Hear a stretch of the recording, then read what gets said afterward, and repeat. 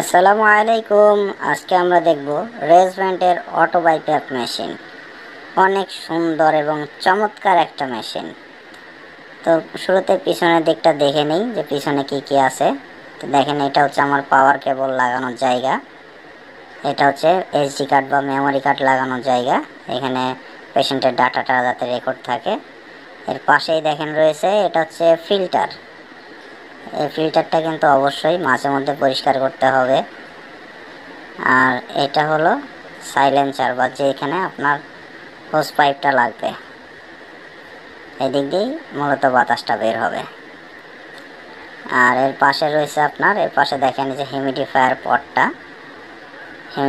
পটটা খোলার সিস্টেম হচ্ছে উপরের দিকে। দেখেন, একটু লক্ষ্য করেন যে এখানে একটা লক চিহ্ন আছে। জাস্ট এখানে একটু প্রেস করে আপনার হিউমিডিফায়ার পটটা টান দিলেই কিন্তু ইজিলি বের হয়ে আসবে।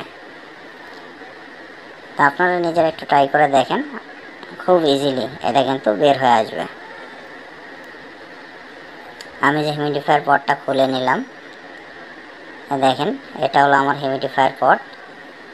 আর এটা খোলার জন্য এখানে একটা লক আছে, লকটা খুলে দিলাম, এটা উঠায় নিলাম। দেখেন আমার কিন্তু এটা ওপেন হয়ে গেছে। পানি দেওয়ার সময় আমাকে এভাবে দিতে হবে, বা পানি ফেলে যখন এক জায়গা থেকে অন্য জায়গায় নিব তখন এটা ফেলে দিতে হবে। আর দেখেন এই যে দুইটা লক আছে, ঘাট আছে, এই ঘাট দুইটাতে আমার এই সাইডটাকে বসায় নিতে হবে। দেখেন সুন্দর করে বসায় উপরের লকটা জাস্ট পুশ করে দিলাম। আর এটা হচ্ছে আমার পানি দেওয়ার লেভেল। তো ম্যাক্সিমাম পর্যন্ত পানি দিতে পারবেন, তবে আমি সবসময় যেটা বলে থাকি আপনি মিড লেভেলে পানি দিবেন, এটাই আপনার জন্য বেস্ট। পাওয়ার অ্যাডাপ্টার, দেখেন আমি পাওয়ার দিছি, এখানে কিন্তু অ্যাডাপ্টারে কারেন্টের লাইন আছে যার কারণে বাতি জ্বলতেছে।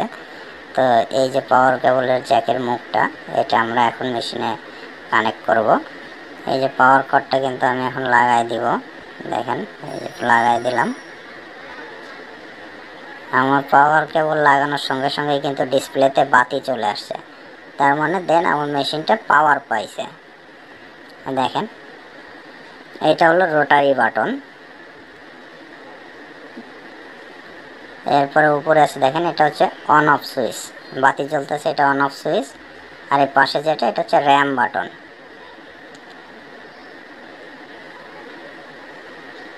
এখন আমরা দেখব সেটিংটা। এটার র্যাম বাটন এবং রোটারি বাটন দুইটা একসঙ্গে 2 থেকে 3 সেকেন্ড চাপ দিয়ে ধরে রাখলেই দেখেন আমার সেটিং অপশন চলে আসবে। আর এটা কিন্তু চমৎকার একটা মেশিন, যেটা টাচ, ডিসপ্লেও কিন্তু টাচ। দেখেন আমি যখনই রোটারি বাটন দিয়ে কনফার্ম করছি বা ওকে করছি, প্রেস করছি, তখনই কিন্তু দেখেন আমার মোডটা শো করতেছে। দেখেন এটা অটো বাইপ্যাপ, যার কারণে 3টা মোড আছে, অটো, এস, এস, আর হচ্ছে সিপ্যাপ।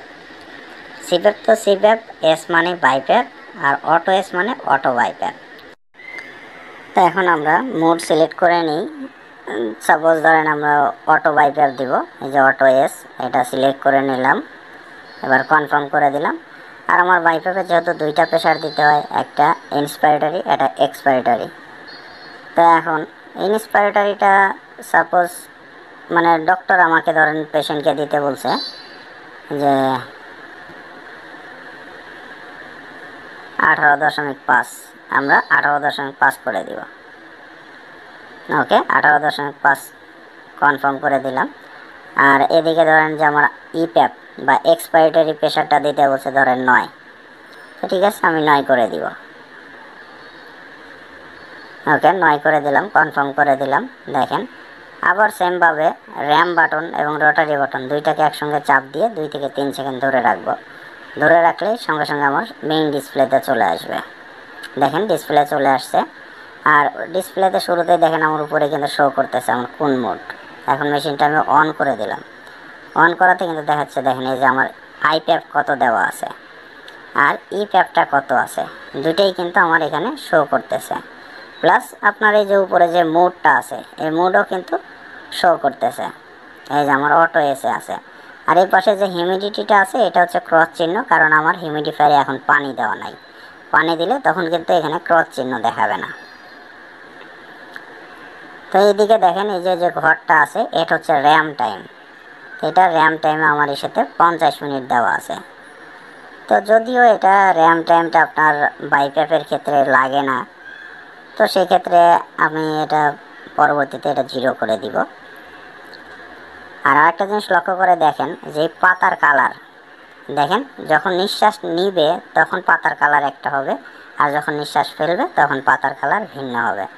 আর দেখেন এখানে কিন্তু আমি গ্রাফ আকারেও চাইলে দেখতে পারবো যে ইন্সপাইরেটরি এক্সপাইরেটরি যে এটা, এই জাস্ট অ্যারো চিহ্নতে প্রেস করলেই চলে আসবে। তো এখন মেশিনটা বন্ধ করে দিলাম। দেখেন এখানে অনেক কয়েকটা অপশন আছে, তো এখন অপশনগুলো দেখব। প্রথমে ইনফোতে যেটা আছে এটা হচ্ছে আমি দেখেন কনফার্ম করে দিলাম।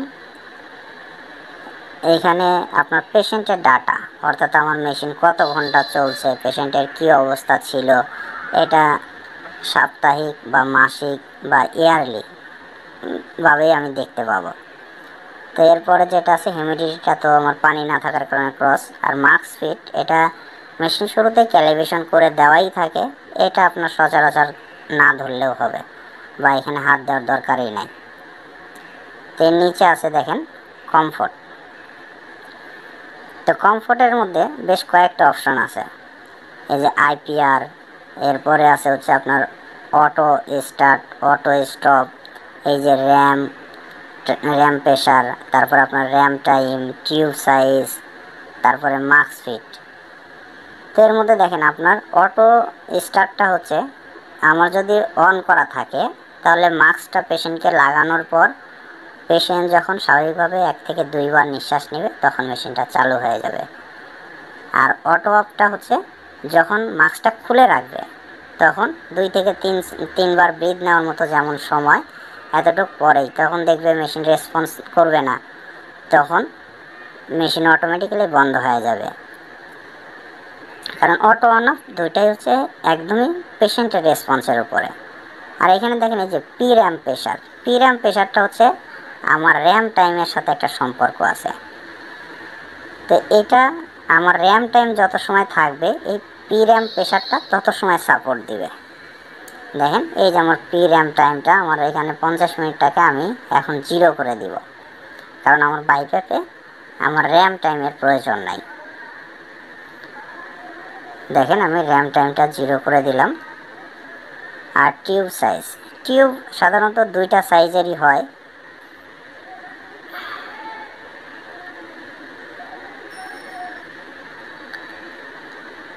একটা হচ্ছে আপনার 19 mm আর আরেকটা হচ্ছে 15 mm।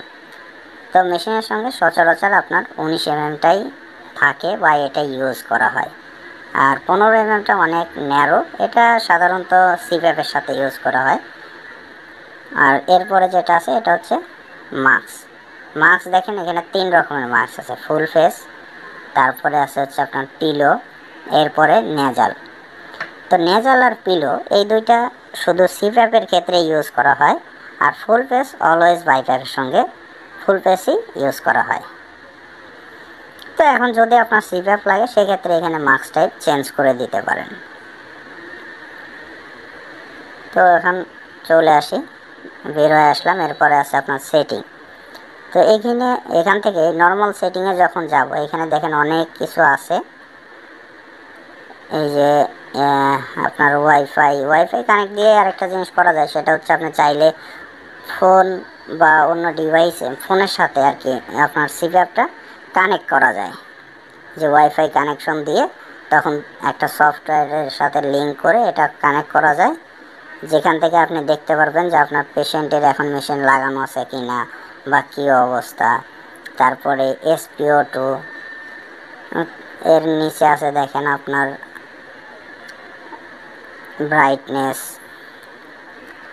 তবে এটা এই ভিডিওতে দেখানো যদিও সম্ভব হচ্ছে না, কারণ এটা অনেক লম্বা একটা ভিডিও হয়ে যাবে। তো আমি চাচ্ছিলাম নেক্সট টাইম যদি আপনাদের কারো প্রয়োজন পড়ে আমাকে ইনফর্ম করলে আমি ইনশাল্লাহ এটা নেক্সট টাইম দেখাবো। এটা হচ্ছে ব্রাইটনেস। এর নিচে আছে আপনার এই যে energy saving.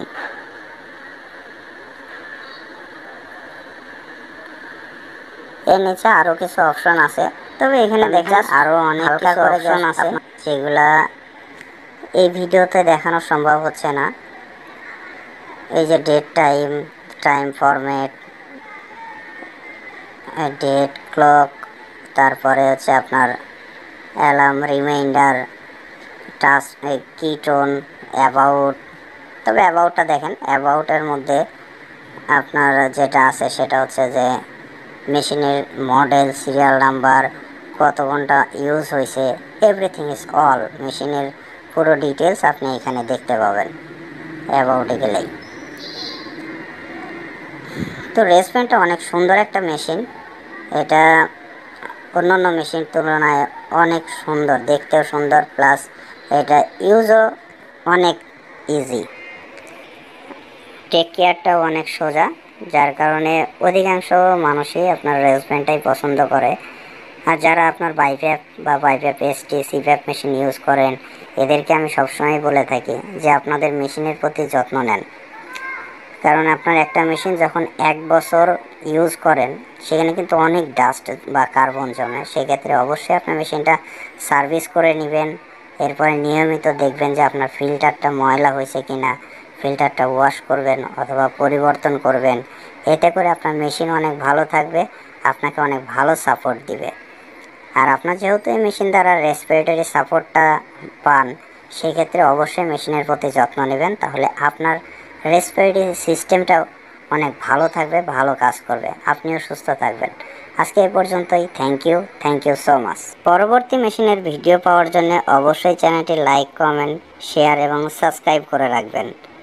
Thank you so much.